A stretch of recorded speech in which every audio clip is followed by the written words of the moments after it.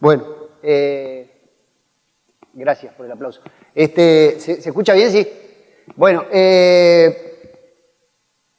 primero que nada, felicitaciones a la gente de la organización de este evento. Yo lamentablemente no pude venir ayer, pero vi algunas fotos y algunos comentarios en las redes sociales que muestran que es un disparate de gente. Vine acá y hay un disparate de gente y hay un disparate de cosas para hacer. Me parece bárbaro. Y conozco a algunos de los que están en la organización y debo decir que no me sorprende porque son gente muy laburadora todos ellos. Así que mis felicitaciones primero que nada, especialmente a Ignacio que me está ayudando con esta presentación. Bueno, de lo que yo quería hablar acá es de Machine Learning, digamos, principalmente, y el resto es un poco de llamador para ver si se puede hacer un poco más entretenido, y Python, porque bueno, esto es una conferencia de desarrolladores que le va a gustar, pero esencialmente lo que quiero hablar es de Machine Learning. Y probablemente cuando hablamos de Machine Learning, seguro que muchos piensan en Big Data, una palabra que las escuchamos hasta en la sopa últimamente. Yo creo que todos sabemos lo que es, pero en realidad creo que nadie sabe mucho bien lo que es. Y es, se habla de Big Data como la gran revolución de los datos. Es decir, ahora que tenemos cantidades escandalosas de datos, la vida es mucho más sencilla porque metemos esos datos en la licuadora y salen conocimiento y adivinamos a prevenir la gripe y esas cosas. Y en realidad eso no es mentira, pero yo creo que el término Big Data a los que están en el tema del aprendizaje tampoco les gusta demasiado, porque omite un par de cosas y es un poco algunas de las cosas que quería comentar en esta charla. Omite un par de cosas. Una es que el aprendizaje automático, uno es que pone el foco en los datos y eso está bien, porque el hecho de que haya muchos datos es una gran ayuda y es lo que hace posible este tipo de cosas, algunas de estas cosas. Pero omite dos cosas más, y una es que el aprendizaje automático involucra una forma, si se quiere, nueva de pensar, porque hay que pensar las cosas al revés, hay que hacer razonamientos inductivos en vez de los razonamientos deductivos a los que estamos acostumbrados. Y la otra es que omite el hecho de que son muy importantes, además de los datos, los modelos con los que construimos esos datos. Es decir, si nosotros tenemos datos, no sabemos qué diablo hacemos con ellos, se nos transforma en una sopa de números que en realidad lo único que terminamos haciendo es number crunching y llegando a conclusiones que probablemente estén mal, ¿no? Entonces, yo en realidad de lo que vengo a hablar es de Machine Learning, y a mí me gustaría empezar con un ejemplo que ya lo he mencionado en alguna otra charla, en algún otro momento, que es ¿por qué yo digo esto de involucra una nueva forma de pensar? Y entonces se me ocurre que un ejemplo interesante es cuando la luna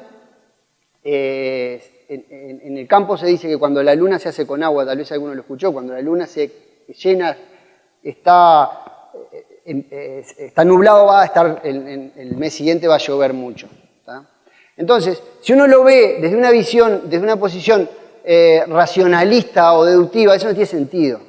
Es decir, porque ¿qué tiene que ver el hecho de que la luna y las nubes que pasen?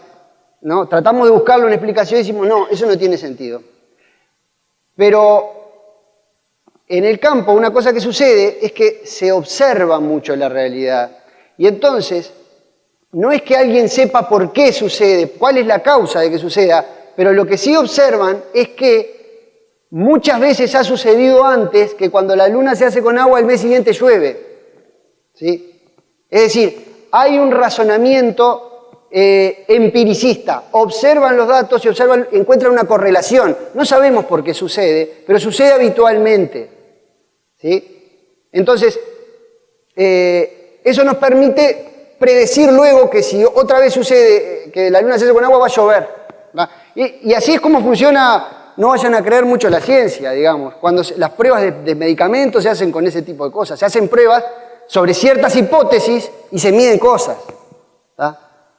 Las encuestas hacen ese tipo de cosas. Y ahí podemos hablar de por qué a veces si los modelos no están bien, podemos fallar. Pero, es decir, y esto no nos quita la incertidumbre, tampoco es seguro que eso suceda. Esto no es nuevo en realidad, y es en 1620 Francis Bacon publica un libro que se llamaba Novum Organum, donde dice, y solo puede haber dos formas de investigar y descubrir la verdad, y es ir desde axiomas generales, ¿sí?, de los cuales no dudamos y de a partir de ellos sacar conclusiones, o hacerlo al revés, generalizar mis axiomas, ¿sí?, a partir de los datos, a partir de lo que tengo. Yo veo lo que tengo y genero mis axiomas. ¿Tá? Con eso no estaba ni más ni menos que fundando el método científico, digamos. Es decir, a partir de las observaciones y de los experimentos nosotros tenemos conclusiones. No tenemos verdades reveladas que todos sabemos, sino que las vamos descubriendo en la naturaleza. El 24 el método científico comienza a avanzar, ¿sí?, pero todavía llevó mucho tiempo que eso se consolidara. Es decir, veníamos de época donde lo que predominaba era la idea de que había grandes verdades reveladas, Dios y demás, ¿sí?, y la ciencia empieza a avanzar. Un momento de gloria para la ciencia es el 23 de septiembre, la noche del 23 del 24 de septiembre, porque ahí, en ese observatorio de Berlín, se descubre Neptuno. ¿Y por qué tiene eso tan importante? Porque descubren a Neptuno, porque ven que la trayectoria de Urano, del planeta, no respondía a las leyes de Newton, a las leyes que se habían aprendido observando cosas. Tenía un movimiento irregular y la única explicación posible para eso fue que hubiera otro cuerpo grande ahí. Entonces dijeron, busquen para ese lado que van a encontrar algo. Y encontraron Neptuno. Eso consolidó una teoría que se llamaba determinismo científico, que decía eso que dice ahí en palabras del Marqués de Laplace, que es que si sabemos todo lo que tenemos hoy, si conocemos todas las variables, podemos predecir cualquier efecto futuro. ¿De acuerdo? Eso se llama determinismo científico. Pero todavía iban a pasar cosas cosas nuevas, porque llega el siglo XX, estamos hablando del siglo pasado, esto es bastante nuevo. Todavía estamos viviendo con eso. Ese señor que está a la izquierda se llama Carl Pearson y es el padre de la estadística. El señor del medio es Ronald Fisher, que es el que transformó la estadística y los métodos estadísticos en algo mucho más formal, ¿sí? Ellos introdujeron una nueva noción en el pensamiento. Ellos, la ciencia viene de a pasos, ¿no? Digamos, consolidaron una nueva noción de pensamiento que es vivir con incertidumbre. Es decir, que el determinismo científico no siempre es necesario, y los primeros que lo aprendieron fueron los físicos, que descubrieron que había átomos que podían estar y no estar al mismo tiempo en una posición, que no siempre podemos determinar eso, que tenemos que aprender a vivir con incertidumbre. Y en la charla que daba bien antes hablaban al final de un poco de eso, ¿no? No podemos pretender saber todo. Es decir, y los programadores muchas veces nos basamos en esa hipótesis. Hay una realidad posta, perfecta, alineadita, que no cambia nunca. Y en realidad la incertidumbre es una cosa que está presente. Y el señor de la derecha, bueno, obviamente es Alan Turing, que introduce la noción de computable en la ciencia, es decir, y bueno, y con ello las computadoras y demás. ¿A qué viene toda esta conversación, esta historia previa? A que a fines de este siglo llegamos a lo que a lo que llamamos aprendizaje automático o machine learning. Es decir, aprender cosas, y es una consolidación de varios movimientos, de la estadística, del avance en la computación, y es decir, y es en realidad la aplicación del razonamiento inductivo, en vez del deductivo, para desarrollar cosas. ¿Tá? Eso se consolida a fines de los 90, los estadísticos dicen, pero eso nosotros lo hacíamos hace 80 años, y es verdad. Y hay gente que decía, bueno, las redes neuronales se inventaron en los años 60, y también es verdad, pero acá se da como una consolidación que todavía está avanzando. Ahora, ¿de qué estamos hablando cuando hablamos de aprendizaje automático? Y acá tomo la definición de Tom Mitchell, de un libro que es del año 97, ya es viejo, pero todavía sigue muy vigente, y que da la definición, esta es la definición que tomamos en el curso que vamos a pensar automático en facultad, que dice, un programa aprende de la experiencia, de una experiencia E, con respecto a un conjunto de tareas T, si su performance mejora con la experiencia. Estamos hablando de programas, esencialmente, que mejoran cuanto más datos tienen. ¿Ah? Un programa tradicional no mejora cuanto más datos tiene.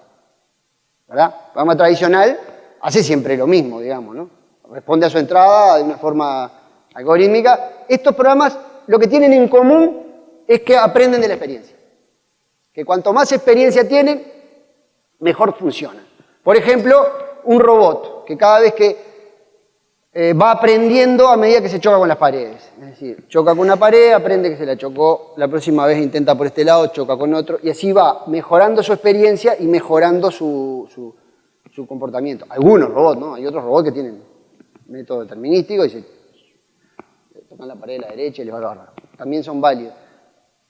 Hoy en día, y bueno, de esto vamos a hablar un poco en general, pero hoy en día lo que más asociamos con eso es datos. La experiencia es datos.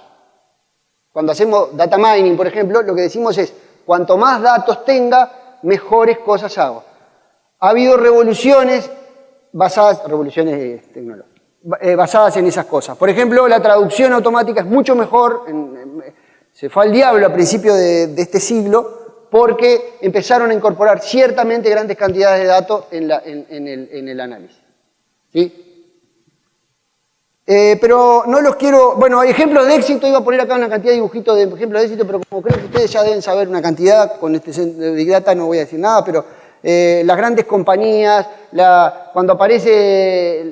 cuando Facebook te dice la cara de quién es, está haciendo aprendizaje automático, cuando Google traduce, está haciendo aprendizaje automático. Hay miles de casos. En general, Amazon es un gran ejemplo de aprendizaje automático. El recomendador de Amazon debe ser uno de los mejores ejemplos de aprendizaje automático bien hecho que hay hoy en día. O sea, se basa en la experiencia, ¿no? Se basa en lo que yo compré, en lo que yo miré, en lo que miraron mis amigos para recomendarme cosas. Está haciendo aprendizaje, aprende con la experiencia. Pero acá lo que nos interesa no es todo esto, sino saber si estos dos chiquilines se hubieran salvado, si no fueran dos grandes actores, si fueran de verdad así, cosas. Dos grandes actores haciendo una película como esta. Bueno, porque los dos son buenos. Yo los vi en otras películas, los dos. Y bueno, entonces un poco la propuesta es, después de toda esta cháchara, aplicar esto que estamos hablando en algo concreto y en un lenguaje de programación concreto, con una biblioteca concreta, y ver hasta dónde podemos llegar. Está basado en una parte del libro que escribimos con Raúl Garreta, que se llama Aprendizaje Automático en Python, y el título de la sección esa se llama Explicando las hipótesis del Titanic con árboles de decisión. Es un ejemplo donde, como hay miles, hay muchos, muy diversos métodos, cosas, acá lo que voy a tratar es de explicar un poquito los pasos que se siguen en este tipo de cosas. ¿Tá? Y cómo se usa Scikit-learn para hacer esas cosas. Bueno, acá, lo primero que decíamos, ¿se acuerdan que los programas de aprendizaje necesitan una experiencia de alguna forma? ¿Tá? Entonces, en este caso la experiencia son los datos que tenemos. Yo podría decir, bueno, ¿se hubieran salvado? Y seguro que sí, porque la tipa era de primera clase, y seguramente lo primero... Eso es un razonamiento que yo puedo hacerlo válidamente. Pero yo quiero basarme en los datos. ¿Tá? Entonces, ¿tengo datos para el Titanic? Tengo datos para el Titanic, no se ve muy bien, pero esas son tenemos la lista de pasajeros del Titanic, 1.313 pasajeros. Y tengo para cada uno de ellos, bueno, el nombre, la clase, si sobrevivió. Por ahí hay un sobrevivió que es un 0 y un 1, o un 1. Es el tercero ahí. El nombre, la edad, dónde se embarcó, dónde fue, en qué cuarto, en qué camarote estaba, qué ticket se había comprado, en qué bote salió y el sexo. ¿Bien? Esos son mis datos. Esa es mi experiencia. Eso no es Big Data, pero ni de casualidad. Son 1.313 registros, ¿no? Big Data es de 1 tera para arriba. Si no, para mí no es Big Data. De ahí lo pueden bajar. ¿Cuál es la tarea que vamos a ejecutar? Y bueno, vamos a tratar de hacer una tarea de lo que se llama clasificación supervisada. Yo voy a agarrar los pasajeros del Titanic, voy a agarrar una clase que quiero adivinar. ¿Cuál va a ser de todo eso? Un atributo que quiero adivinar. De eso que mostré, ¿cuál es el que quiero adivinar? Si sobrevivió o no. Ese lo voy a sacar para el costado. Ese lo voy a tratar de adivinar. ¿Sí? Voy a entrenar un modelo, que ahora vamos a ver lo que es, sobre los datos, sobre una parte de los datos, y voy a tratar de adivinar en otros. Ustedes van a decir, bueno, pero en realidad esto, como tarea de clasificación supervisada, muy útil no es, porque en realidad el Titanic ya pasó, no va a haber futuros Titanic, digamos, ¿no? En realidad es cierto, pero, y por eso uso árboles de decisión, casi que un efecto colateral en esto es que yo en el medio construyo un modelo que puedo analizar yo como ser humano. Y ahora vamos a ver lo que quiero decir. Pero esencialmente es, ¿qué pasaría si mañana de vuelta ese Titanic? ¿Se ahoga o no el señor o señorita? Un poco tétrico, pero... Bien, ¿qué herramienta vamos a usar? Y vamos a usar Python, vamos a usar SciPy, que es la herramienta por excelencia de computación científica en Python, y scikit-learn, que es una biblioteca para aprendizaje automático de Python. Todo el código está ahí. ¿Ah? Yo en principio lo pensé más como un línea a línea, pero me pareció que los iba a aburrir un poco y bueno, capaz que los aburro, pero de otra forma. Pero igual, entonces quedé en el medio, voy a meter un poco de código y un poco de explicaciones en el medio. Ahí eso es, así se importa, eso es Python, ¿no? Eso es un nodo de Python, IPython, ¿saben? ¿Conocen IPython? ¿Conocen los nodos de IPython? Si no los conocen, conózcanlos. Nos permite mezclar código y comentarios, ¿no? Eso anda bárbaro. Bueno, IPython, no sé qué, ahí se muestra cómo yo le importo. Bien, empezamos con los datos. Vamos a hacer preprocesamiento. Para preprocesar cosas en Python hay 1 millón, bueno, para cualquier cosa hay 1 millón de cosas en Python, pero para preprocesar ese texto podemos usar una biblioteca que se llama CSV, otra que es bastante más avanzada, que se llama Pandas, usar el mismo NumPy, SciPy, hay una cantidad de cosas para hacer, de ejemplos de biblioteca. Bueno, ¿y qué vamos a hacer con eso? Y bueno, vamos a tratar de levantar, lo que hacemos es esencialmente levantamos ese archivo de texto a un array de Python. Y le ponemos nombre a los atributos y las cosas nos quedan un poco como queda ahí abajo, ¿no? Ahí vemos cómo queda la primera tupla del archivito ese que nos levantamos, ¿no? En donde tenemos la clase y el valor que tiene. ¿Sí? Nada, lo levanté un array, tengo todos los atributos. No tengo ni idea cómo se dice. 2, y esto es muy importante, tengo que hacer ingeniería de atributos. Y es, de todos esos atributos, ¿cuáles me sirven? ¿Cuáles me van a servir para predecir si el tipo es o no? Y ahí, ese es uno de los trabajos más costosos y donde se mete más a mano, digamos, donde se mete más. El nombre no parece ser un buen... Bueno, el nombre es un excelente predictor de si se va a ahogar, porque yo ya sé, ¿no? Pero ¿cuál es el problema que tiene el nombre como predictor? Que no me va a servir para nada ese modelo. Es decir, un modelo, yo puedo hacer un modelo muy sencillo que dice... Con este nombre me lo memorizo toda la tabla, ¿no? ¿Ya? Me memorizo toda la tabla y respondo, para este nombre ya vos.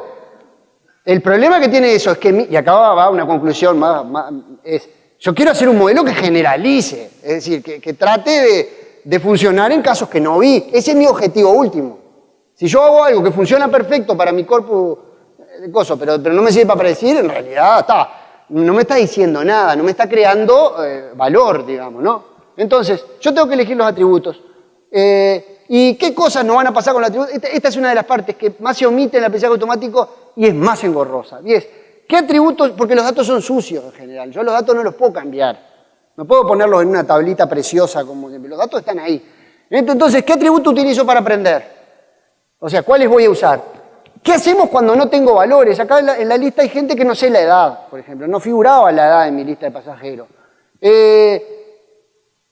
Entonces yo tengo que hacer cosas, acá no lo puse, pero por ejemplo, si no tenía la edad, iba a usar el promedio de los datos, de las edades que había, qué sé yo. Y luego, sobre todo, y también esto es más de operativo, ¿cómo adaptamos nuestros atributos al método que utilizamos para aprender? El método de aprendizaje con árboles de decisión en scikit-learn exige valores reales como entrada. Y el sexo masculino o femenino no es un valor de entrada, no es real, es un valor de entrada pero no es real. Entonces, en ese caso voy a hacer diferentes tipos de encoding, vayan al código, mírenlo, se puede hacer, que los transforma en 0,1, por ejemplo.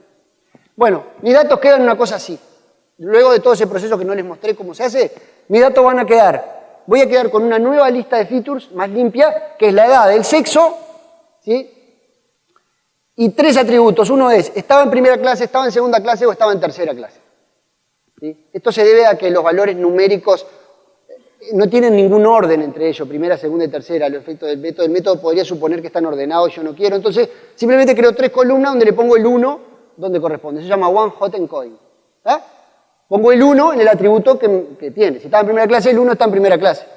Ahí tenemos a una muchacha de 29 años, muchacha porque dice sexo 0, y de primera clase.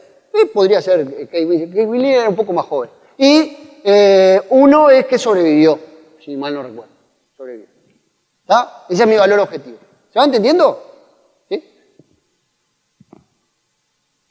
Luego voy a partir mi corpus de texto, mi texto en 2. No puedo enfatizar suficientemente lo importante que es esto. Pero no voy a decir por qué. Voy a partirlo y voy a tomar el 75% de mis archivos, de mi pasajero, los voy a utilizar para entrenar mi modelo y el 25% restante lo voy a guardar en un cajón. No lo voy a ver. ¿No? Como los magos. Sigo. Me quedé con los 984, hice algo absurdo, perdí datos, después veremos por qué. Y ahora sí, vamos a entrenar un modelo. ¿No? Ahora, con esos datos vamos a entrenar un modelo. ¿Qué es entrenar un modelo? Voy a crear una función que cuando yo le dé un pasajero del Titanic me diga sobrevivió o no. ¿Ah? A partir de los datos eso. Entonces, ¿qué voy a usar? Scikit-learn. ¿Qué modelo uso? Bueno, hay miles de modelos. ¿Ah?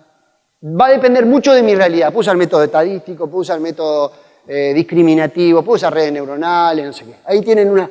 Eso es un grafiquito que da un poco la idea de qué método usar. Bueno, eso cuando lo vean, dependiendo de lo que yo quiero hacer, de el tipo de datos que tengo, de las cosas que quiero tener. Yo voy a usar uno que no está ahí.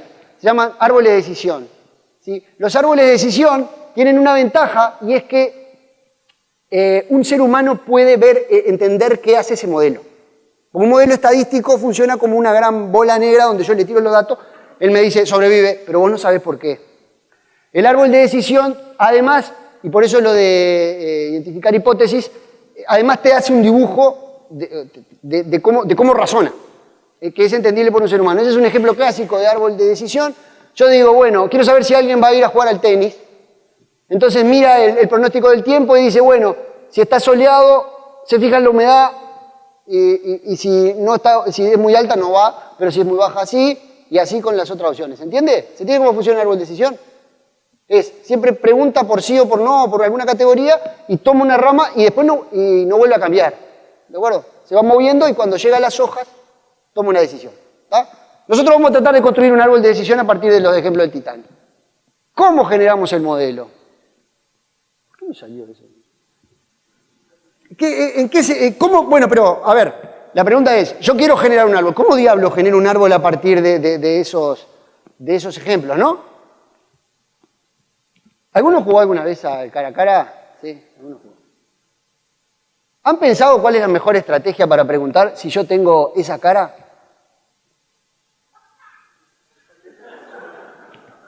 Si de esa, ustedes preguntarían, a ver si yo les voy a hacer una pregunta. ¿Preguntarían, ¿es un gato? ¿Sí o no? No. ¿Por qué? Porque no me agrega información. Porque no me dice nada. Bueno, saben jugar, ¿no? Yo tengo que adivinar que el otro tiene uno de estos. No me agrega información. Ahora preguntarían, ¿es un ser humano? Tampoco. ¿Por qué no? Porque son todos seres humanos, porque no me agrega información. ¿Tá?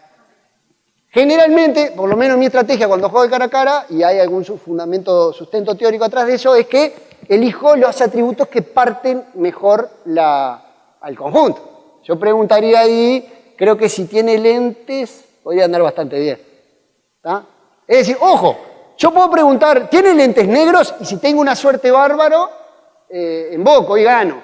Pero lo más probable es que le erre. Entonces yo ese balance lo logro en las cosas que distribuyen más el ejemplo. ¿Tá? Entonces, la idea de los árboles de decisión es un poco lo mismo y se basa en un concepto que no se preocupen, no voy a entrar en detalle porque se llama entropía, ¿tá? Que esencialmente mide la incertidumbre que yo tengo.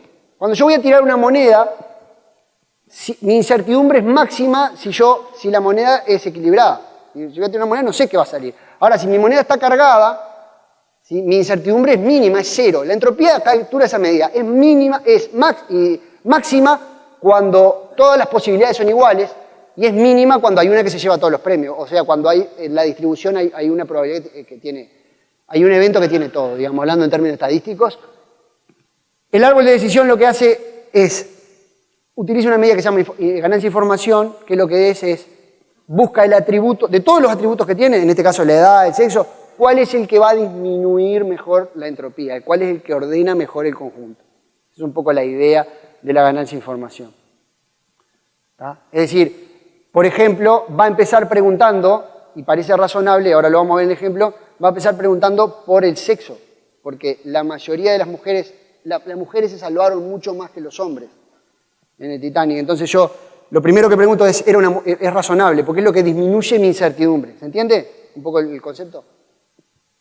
Bueno, ¿y eso cómo se hace en Scikit-Learn? Ah, es una pavada. Uno agarra y dice, creame un clasificador, que es lo de la línea de arriba, usame la entropía como criterio, porque siempre hay otros criterios.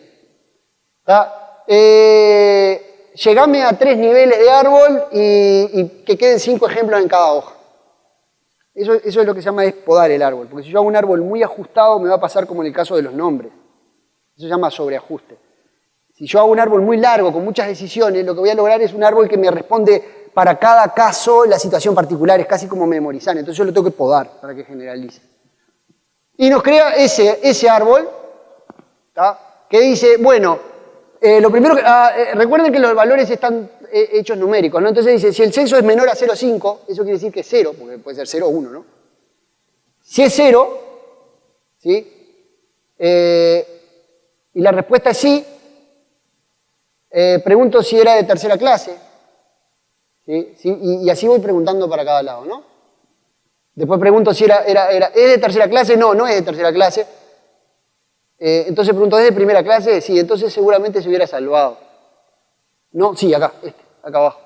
¿Verdad? 97 contra 5, la mayoría de las mujeres de primera clase se salvaban. Y así es el árbol que yo construyo, yo lo puedo analizar y van a ver que da bastante razonable. Y vamos a ver ahora lo que nos interesa a todos acá, y es qué hubiera pasado con Leonardo DiCaprio. Tenemos a Leonardo ahí, que lo vamos a representar como una instancia nueva de 20 años, ponele. Yo no la vi, creo que son 20 años, ¿no? Sexo masculino y que estaba en tercera clase, ¿no? ¿Qué le hubiera pasado a Leonardo? Hubiera caído por esa rama del árbol, que vamos a ampliarla porque no se ve bien. Es esta que está ahí arriba, 449 se murieron y 47 se salvaron. O sea que mi modelo va a predecir que lamentablemente Leonardo DiCaprio. ¿No?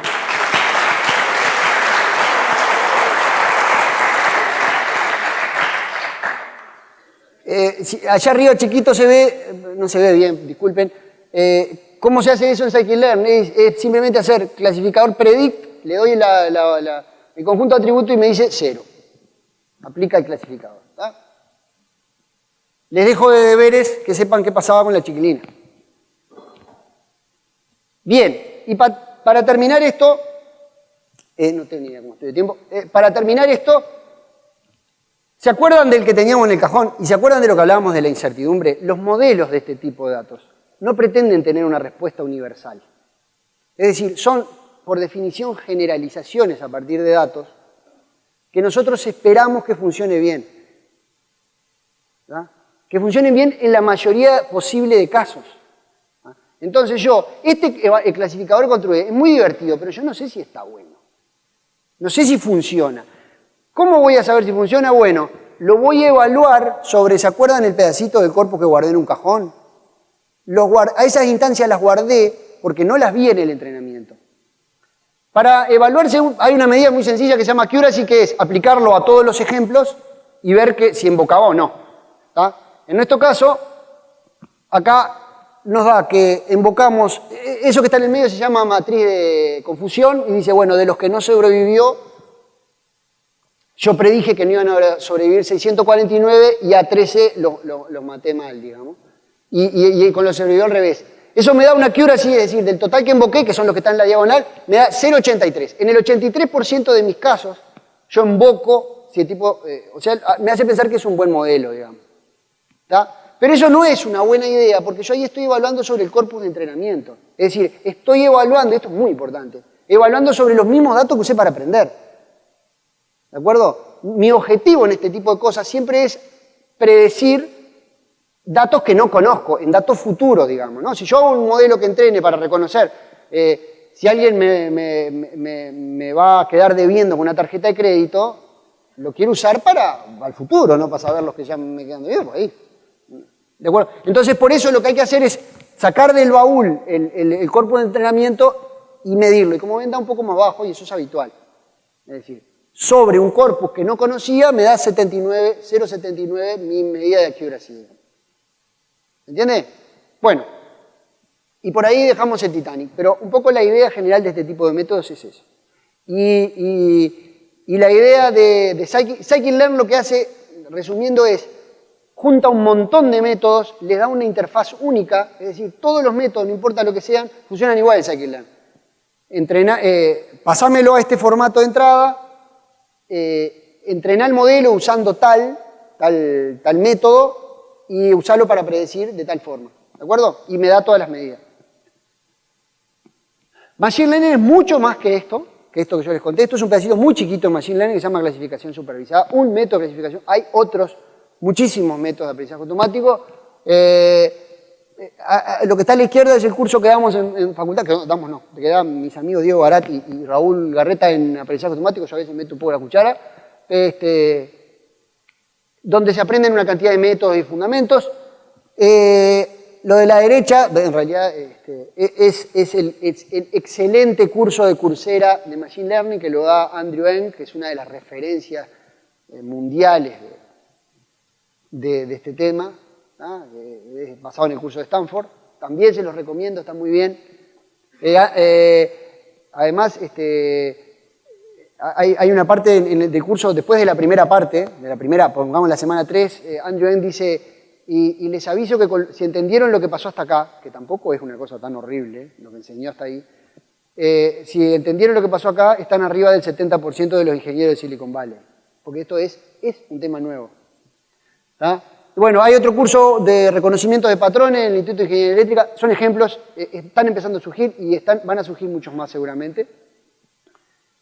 Si a ustedes no les gusta Python, en todos los lenguajes de programación hay cosas para trabajar con aprendizaje automático. R es el lenguaje de los estadísticos, ¿tá? Que usan la comunidad estadística, pero tiene mucha cosa general de aprendizaje automático. Hay otras bibliotecas de Python que no son Scikit-learn, como PyBrain. Está Octave, que es como la versión open source de MATLAB, que también tiene muchas cosas.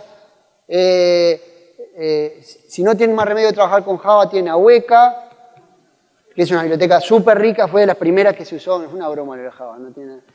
Y si quieren saber un poquito del futuro, pues yo investigaría a Julia, que es un lenguaje, es como una versión amigable, es decir, amigable como Python y rápida como C, es lo que trata de ser. Y bueno, y ya viene desde el vamos, porque desde la comunidad que sale es la comunidad científica con este tipo de cosas muy enraizadas. Ahí abajo en ese link hay una cantidad de bibliotecas en cada lenguaje según el lenguaje de vuestro gusto. Bueno, muchas gracias por la atención.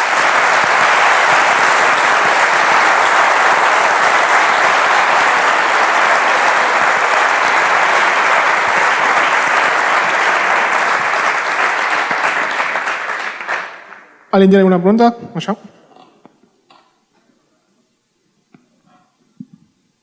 Hola, buenas tardes. Vos acá sacaste un conjunto de datos y después de ese conjunto dijiste, tengo este modelo y este modelo vive con este error. ¿Este modelo qué, perdón? Tiene este error. Sí. Si vos quisieras ir al revés, o sea, decir, si yo quiero saber cuánto datos necesito para tener un error menor a tanto, ¿es muy complicado? No. ¿Se puede estimar? Complicado es una palabra. Hay una teoría que se llama teoría del aprendizaje que apunta a ese tipo de cosas, a medir Leslie Valiant, en el curso lo vemos, una parte que se llama medida de hipótesis. No es sencillo, se basa en métodos también estadísticos, pero hay una teoría, se llama medida ABC, que te dice qué tan complicado es tu mundo, tu universo, digamos, tu espacio, y según tu método, tu forma de tener las hipótesis, cuántos ejemplos tenés y te determina cotas. Sí, hay teoría de eso. No es muy usada la teoría, es decir, está todavía en el ámbito académico hasta donde yo sé. Gracias. Yo iba a hacer otra pregunta, es similar a... no veo dónde está. Por acá. Perdón. Es similar a la que hizo él. Si se puede determinar cuántos datos se necesitan para hacer conclusiones sobre un modelo. Eso me recuerda en un cuento corto de Isaac Asimov que se llama La última pregunta, The Last Question, donde se preguntaban si se podía determinar si la entropía era reversible en el universo. Y pasaban miles de años, nunca había suficiente data para una respuesta significativa. ¿Se puede determinar a ciencia cierta cuántos datos son necesarios para sacar conclusiones de un modelo? No, lo que se puede... Recuerden lo que hablábamos de vivir con incertidumbre. Tenemos que aprender a vivir con incertidumbre. Es decir, tenemos que aprender a vivir lejos, en este caso, del principio de determinismo científico. Es decir, no hay un 42. Hay cosas y la vamos llevando, digamos, ¿no? Y varían, y creo que el error que hoy que cometemos muchas veces es suponer que hay una respuesta única, ¿sí? Y cuando en realidad lo que tenemos son variantes. Lo que nosotros sí podemos hacer es separar datos que no conocemos, ¿sí? Para predecir nuestro comportamiento, para medir nuestro comportamiento. Y por eso es muy importante lo de separar el corpus. Ahora, ¿cuál es la respuesta correcta? No, en general es muy difícil. Es decir, solo lo que nosotros más podemos aspirar es hacer predicciones correctas. Lo que siempre ha hecho la ciencia, ¿no? Es decir, uno hace una teoría y mientras viene metiendo predicciones correctas, viene bárbaro, un día viene uno, le dice, en este caso no, antes marchó. Y bueno, está. Y modificamos la teoría. No sé si... creo que no responde tu pregunta, pero es lo que hay. Buenas Igual tardes. está muy bien la pregunta, no quiero... Buenas tardes. En el ejemplo que dabas, por ejemplo, utilizabas la edad como uno de los campos, uno de los datos que tenías. ¿Es mejor en esos modelos, qué es mejor? ¿Usar la edad como un valor absoluto o dividirla, por ejemplo, en rangos de edades? Depende mucho del modelo eso. Por ejemplo, el modelo tradicional, acá el modelo tradicional de árbol de decisión, el algoritmo tradicional que se llama ID3, es al revés. En vez de usar números, usa categorías. Y usualmente lo que se hace con los valores reales es dividirlos en rangos y la implementación que hace Scikit-learn, no lo puedo decir con certeza, pero estoy seguro que lo que hace es dividirlo en rangos, como decís vos. Porque cuando yo utilizo un valor numérico, es un problema un poco diferente, digamos, porque hay infinitos, digamos. Entonces, generalmente lo que se hace es abrir en rangos cuando uno lo vuelve discreto. Pero hay métodos que están orientados a cosas continuas, entonces ahí no tenés ese problema. ¿Cómo le metes ahí?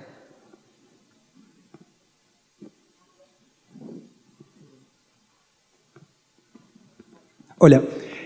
La pregunta es más bien acerca del uso continuo de estos modelos. A medida que nosotros recibimos información nueva, tenemos que ir reentrenando.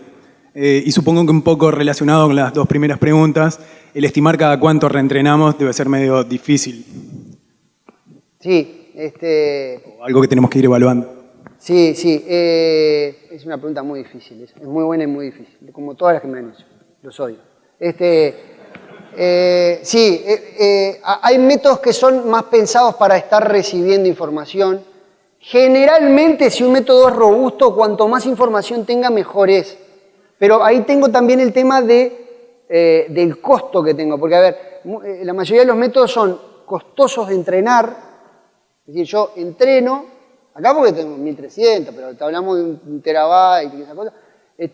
Yo entreno, genero un modelo y la gracia es que después es rápido de aplicar. Pero me lleva mucho tiempo entrenarlo. Entonces ahí tengo problemas de performance. Son como dos patas ahí. Uno es lo de la performance. En general, los modelos robustos, cuanto más datos tengan, mejor son.